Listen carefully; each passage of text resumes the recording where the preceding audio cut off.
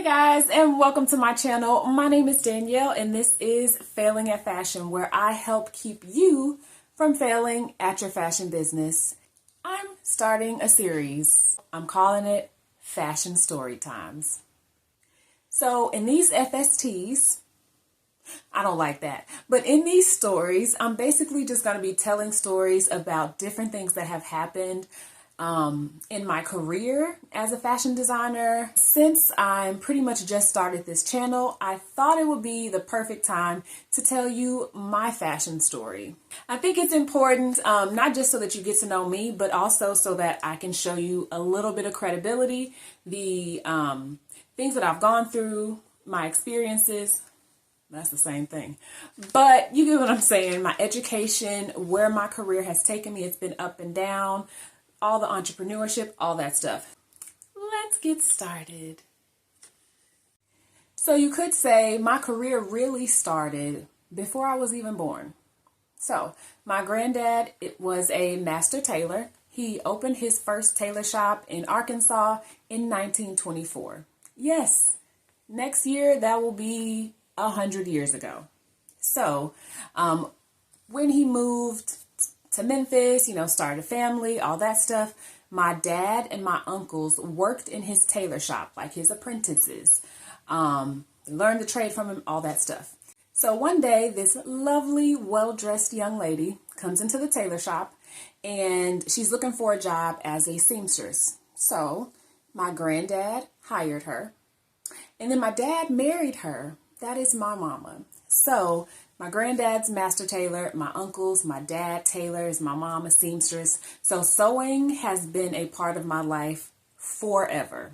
So when I was in high school, I halfway wanted to be a performer, halfway wanted to be a fashion designer. So, but I decided to go to school for fashion design. So I looked and I was, looking at different college options, but I decided on a small school right outside of Nashville. It was close enough to home, but then also far away enough to where I could have some independence. So I went to O'Moore College of Design in Franklin, Tennessee at that time. And I really appreciate my education and my time at that institution. So O'Moore is very unique, and we had a small amount of students. It was very small. I think the max amount of students that we had was when I was going there, and it was 220 students. So it was a small design college. It was not a university. It was not huge. It was very picturesque, right? It was in downtown Franklin, which is very like a historic district, basically. And it literally looked like I went to school in like a Parisian garden. Like it was insane, but it was lovely. I will talk a little bit more about that later on if you're interested. But so I got my Bachelor of Fine Arts in Fashion Design and Merchandising. It was a 4-year degree. Yeah, we'll just leave it at that. So my internship. I waited until my final year of college to do my internship. I just couldn't find anything. Before then, and my school didn't really have a department to help with that. So you were kind of on your own. So I finally got an internship, and I'll talk about my internship later as well, because it's a whole thing. But so I did my internship with actually a jewelry designer, and that happened. I got my credit and I graduated. Now, this is where everything starts to really start rolling. So I graduated from college in 2011. 2010, I started my Etsy shop. Y'all, when I discovered Etsy, it blew my mind. Like, it opened up all these possibilities to me. Like, I was so excited. like constantly. I would be in class, like a computer class, and I'm supposed to be listening to the instructor, and I would just be scrolling on Etsy. Like, I would not be paying attention at all. But so in 2020, I started my first Etsy shop. So not much was going on that first year that my Etsy shop was open, but by the time I graduated, I was getting, semi-consistent sales. I mean, it wasn't anything big, maybe a couple orders a month. So at that time, I had 2 retail jobs and my clothing line, right? My Etsy shop. And then also there was, I don't even know how to start this. No, let me go back. I graduated in May of 2011. I keep wanting to say 2021. In 2011. And at that time, in May, I had 2 retail jobs. I had my Etsy shop, and I had signed up for a new unpaid internship. Now, the reason why I wanted to do another internship after I graduated was simply because I didn't get a ton from my internship, my first internship that I actually got college credit for. I didn't get a lot from that. So I wanted something else. So I found a small boutique that was owned by a fashion designer. So they sold vintage clothing and accessories, but also they had a section in the store that was for local designers. So the owner herself, she was a fashion designer, so she had her collection in the store, and there were maybe 4 or 5 other local designers who had their collections in the store. And I absolutely loved that. I wanted to be a part of it. I wanted to learn, because that was a little bit closer to what I wanted to do with my own business. So I signed up to be a unpaid intern for that business. So I was there as well. Now, my first job in the industry. So I went to school in the Nashville area. Nashville does not have a huge fashion industry, right? There's the music industry here, and so there's a little bit of fashion opportunity, but it's not like New York or LA or Paris or anything like that. So there's not a lot of fashion jobs, but I was actually kind of headhunted in a way when it came to my first job.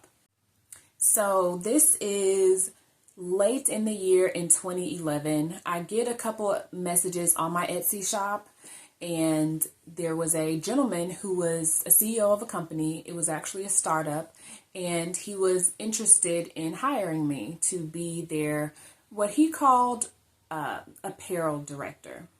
So I had gotten those messages, and then a couple of days later, I got a call from one of the, it was the assistant manager at the place where I interned, where I was currently interning. And she was like, hey, there's this guy, he's looking for somebody that specializes in swimwear and lingerie, and we thought of you. Here's his information if you want to connect. And I was like, okay.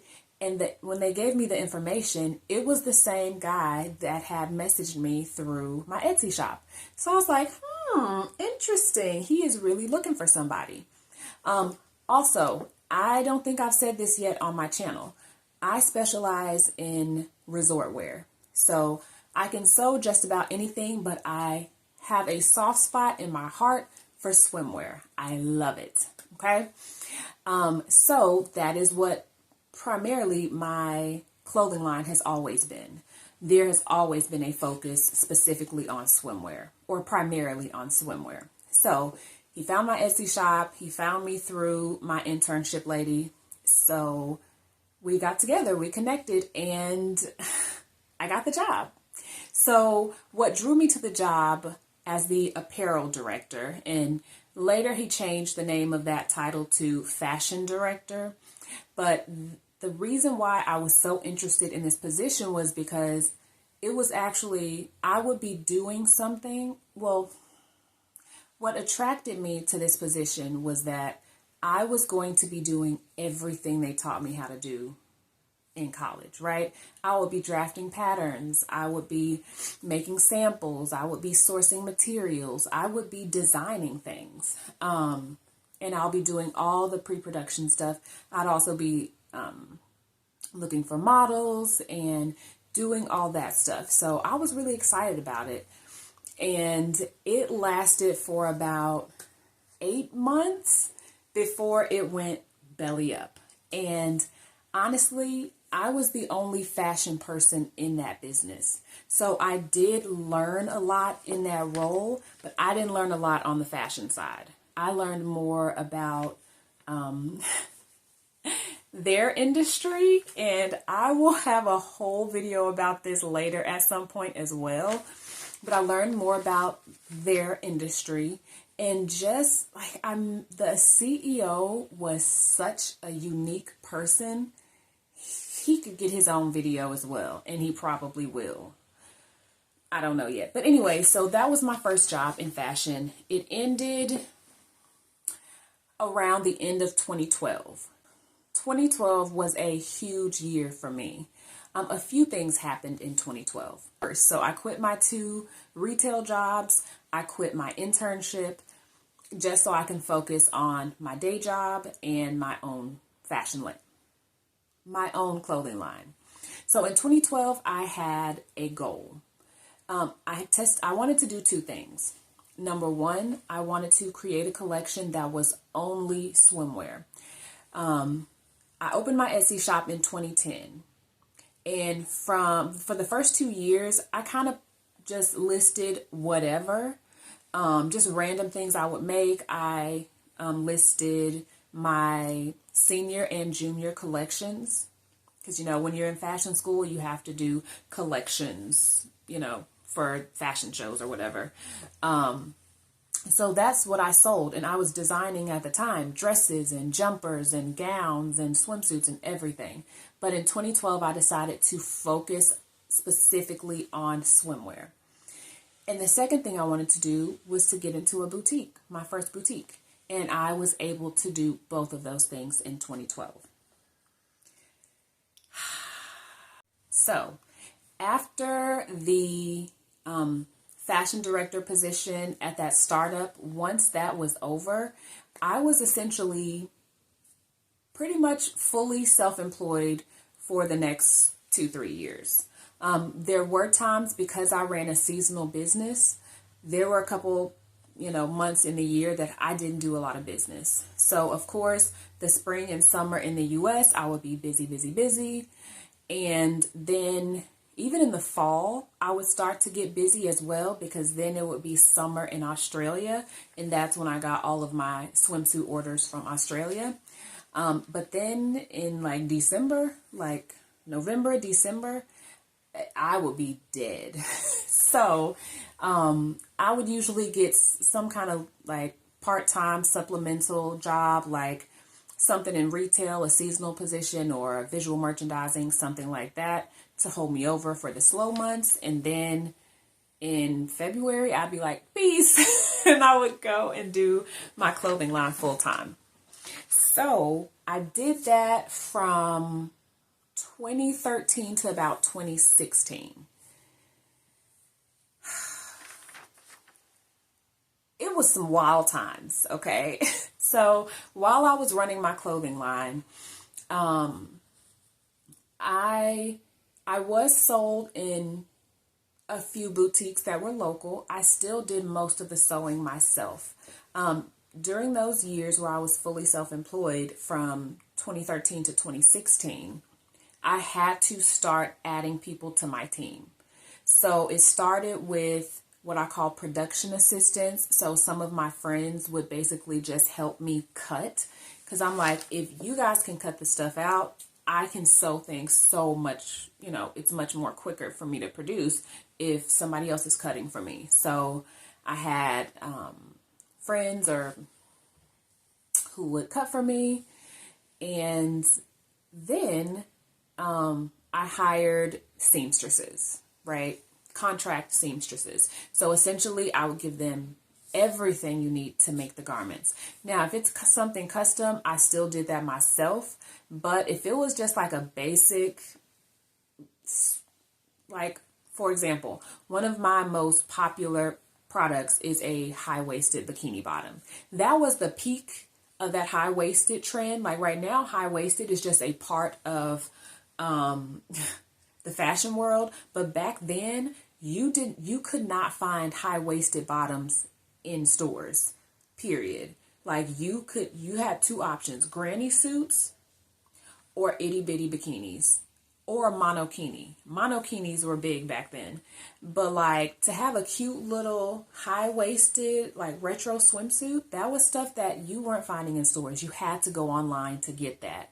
And so my business was booming because I'm all about modesty when it comes to swimwear. That's the whole reason I started my brand, because I couldn't find anything to wear in stores. So I don't want to wear these teeny bikinis that makes me feel like I'm in my underwear on the beach. I want to be covered up, but I also don't want this ugly, like ruched one piece that's like got AARP all over it. No offense to my golden oldies. Oh, that sounds bad. No offense to nobody. I'm not ageist, but you know what I'm saying. Like even grannies want to look cuter than that, you know? So that's why I started my brand. I digress. So I found my seamstress, my very first seamstress, and y'all, I cannot explain the satisfaction. Yes, I closed my eyes for that. The joy, the relief, the assurance. When you hand your production off to somebody else, it is a beautiful thing. Okay, beautiful thing. And actually my first seamstress was, she was so stinking sweet. She was such a good girl. She's in the fashion world. You probably know her. If I were to say her name right now, you would know her. If maybe we'll have a video later on, but she's super successful. I'm so proud of her. But being able to just give her patterns and fabric and, you know, walk her through and say, this is how this goes, and you do like this, da da da da, and then you come back a week or two later and you've got finished product. Like, it's a beautiful thing. And I wish I would have done it sooner, but you know, baby steps when you're building a business. So when I started growing to the point where my sales volume were more than what I could physically produce myself, I started looking into other manufacturing options. And when you're a small designer, it's a little hard because you can't go straight to a factory, right? A lot of these old school manufacturers, I don't know why I'm like off screen, but a lot of these like old school manufacturers, they're built for big businesses. Like, not even big businesses, but businesses that are not just me, right? I only had, my clothing line was in 3 different boutiques, but not really at the same time.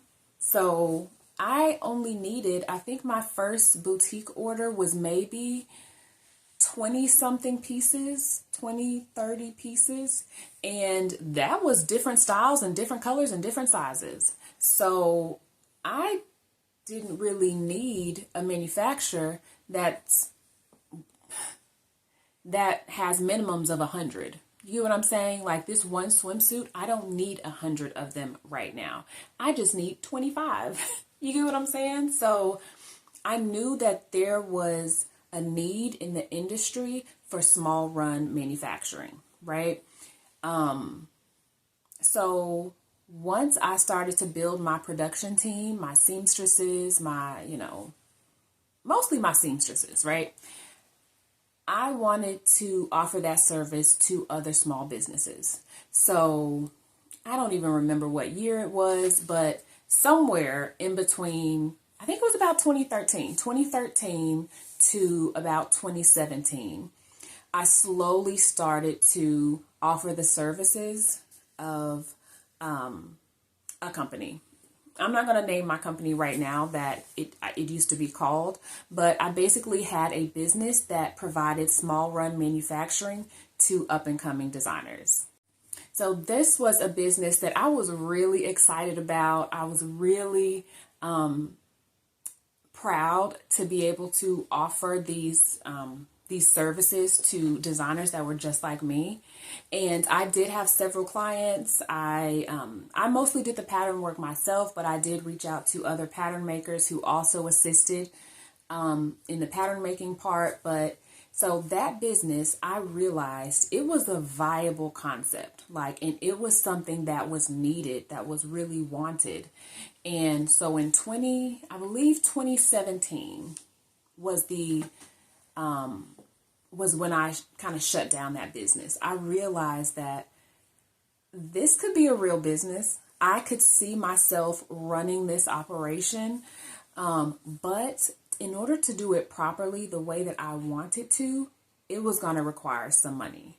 Because at that point, all of my seamstresses and myself, we're sewing out of our homes. We're working out of our home studios.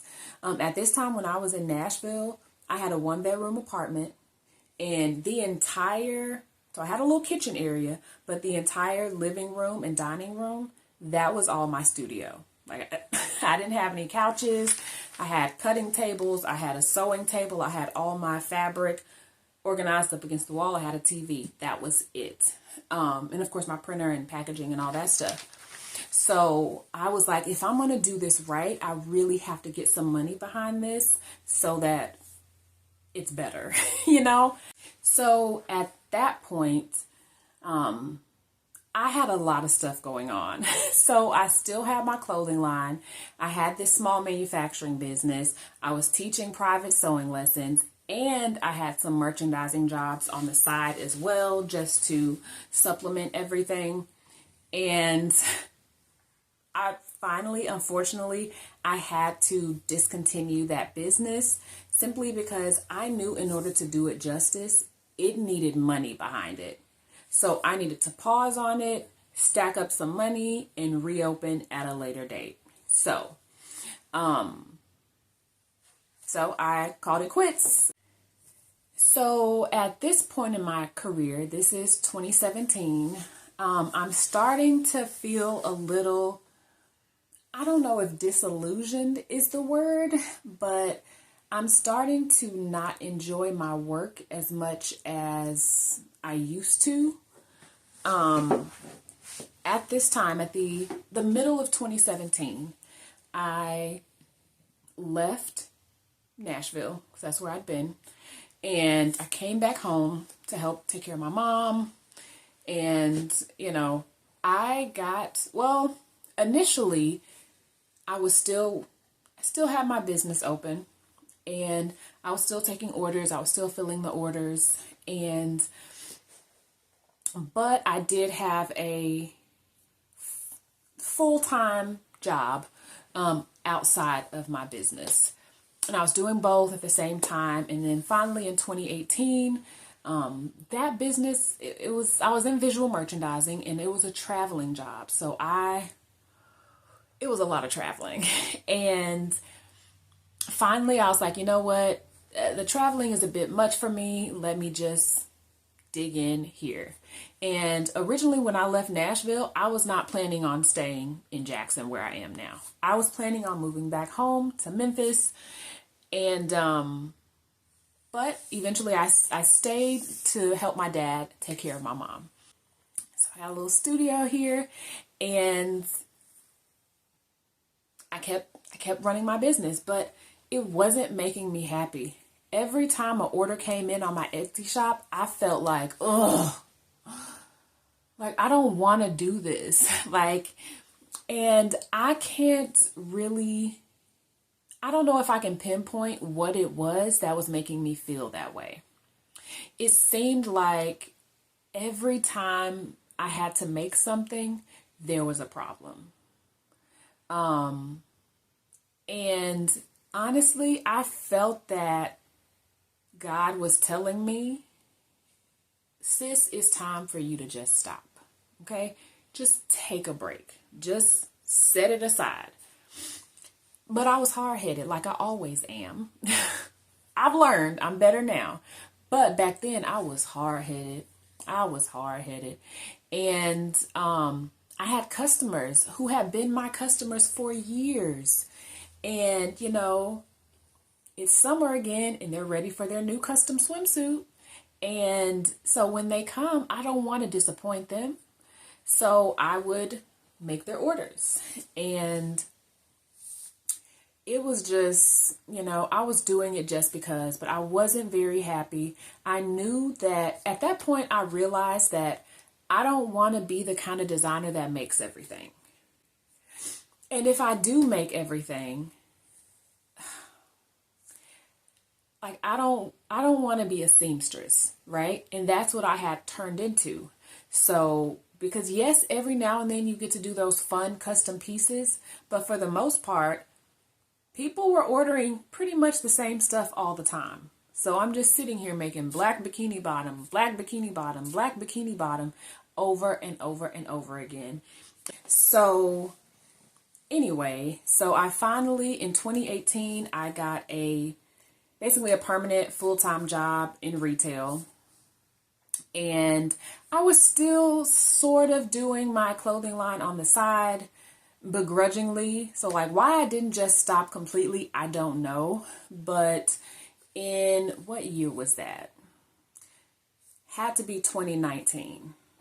So in 2019, so it had been 2 years of me running my clothing line, not being happy about it. Even though I felt that, the Holy Spirit was telling me, girl, just let it go for a minute. So I guess God, I don't want to speak for God, but I'm just saying, I feel like he looked at me and was like, so she hear me telling her to calm down and let it go for now, and she's still not listening? Oh, I'm going to make her listen. Y'all, my sales dropped by almost 70%.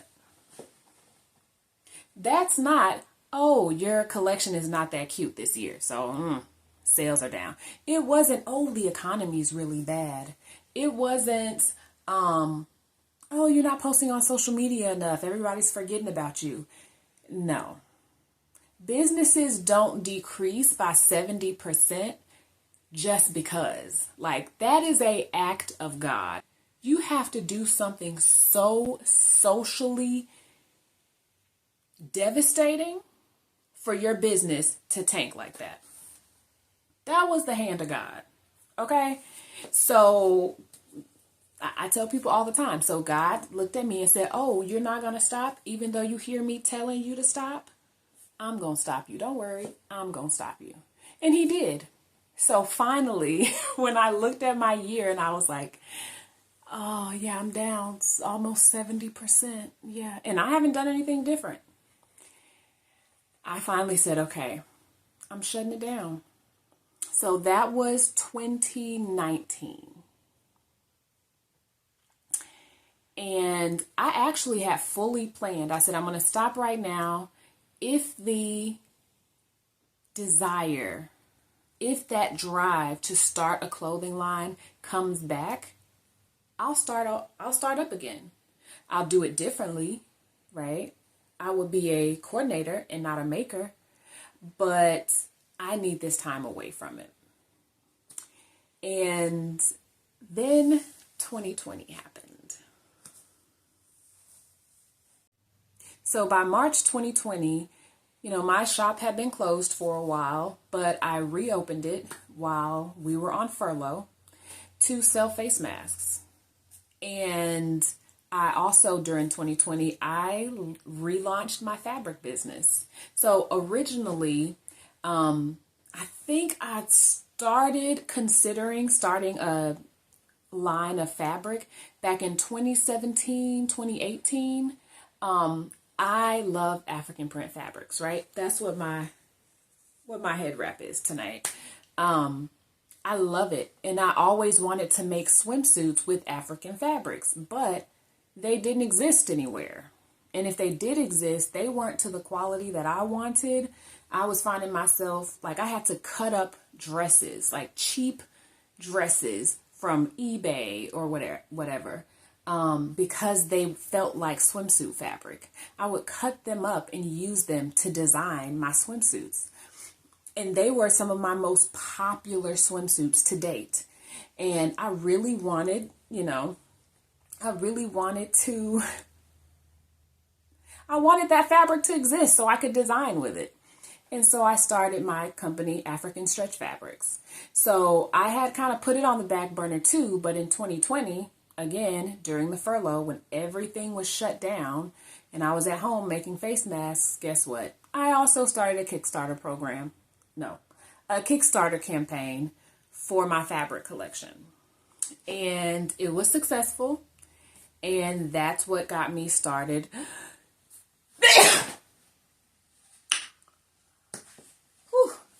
Excuse me. That's what got me started on the journey that I am on now. So right now, 2023, I have a fabric business. I do not do anything with my clothing line anymore. For a couple of years, I had friends or associates who, kind of got me to make outfits for them for special occasions and things. But I would do it sometimes and I would absolutely hate it. I still didn't know, why am I doing this? Why do I keep taking these orders? Now, I know my friends are begging me to make stuff for them, but I don't find any joy in it anymore. I actually still like to sew random things, but something about it now, doing custom pieces and all that, it doesn't have the same appeal to me that it used to have. Do I still love fashion? Yes. Do I still like to create and sew? Yes. But something in my spirit doesn't want to have a clothing line anymore. I don't want to make clothes for people anymore. So I love having a fabric business. I love that it allows me to still design, right? I design some of the patterns in my fabric. I also design new garments and I make those garments with the fabric that I design. So I'm still being creative. I'm still designing. I'm just not selling the clothes that I make. So that's where I am today in my business. There's more to come. I'm not spilling all the beans right now, but I'm so excited about my future. In my career, I kind of have an idea of where I want to go from here. A big part of that is actually content. I've always wanted to help businesses and help people that are in my shoes, because when I graduated from college, I didn't go to a corporation. I didn't go through to another designer and learn from them over years and use that experience to apply it to my business. I've been out here winging it. Okay, I have. I've been trying to educate myself on business practices because honestly, they didn't teach me that in school. They taught us how to make clothes beautifully, but they did not teach us how to sell them, how to run a business. And I did 3 business plans while I was in college. And they still didn't really help me when I was really running my fashion business. So I've always, whenever I go through something and I find a pain point, I always try to figure out a way to help the people that are coming after me. And that's what this whole channel is about. So I'm going to end it there. This is probably way longer than I expected. If you are still here, drop a purple heart in the comments. And thank you for listening to me drone on and on and on about my fashion story. So I'm very excited about the fashion story times, and there are some crazy ones, but they're fun. Some of them will be educational, some of them will be funny, and I just want to provide you guys with some value, with some of my experience, and with a little bit of entertainment. So thank you so much for watching today, and I will see you next time. And remember, work your weird. Bye.